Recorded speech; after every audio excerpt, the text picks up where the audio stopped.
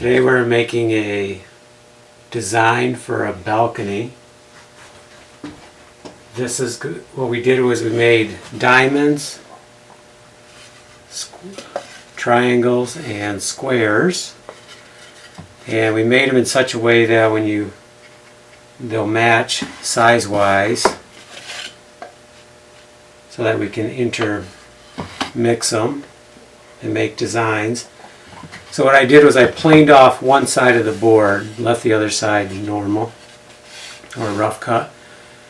Planed off one side, cut them, and then what I'm doing is I'm taking them across the joiner to get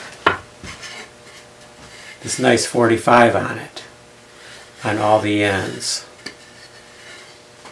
And then what we'll do is, after I get all of them cut, I'm also cutting some straight ones to kind of border it. And I think I'll put a 45 here too. And then after we get all of them cut, all the 45s on, and we have a big stack over here already done, I'm going to have to kind of estimate what I need. And then what we'll do is when we get on site, we'll lay them out, and we're going to nail them in with some good nails that are going to hold, like siding nails that will not split. And then we can start priming and painting. And it should be beautiful.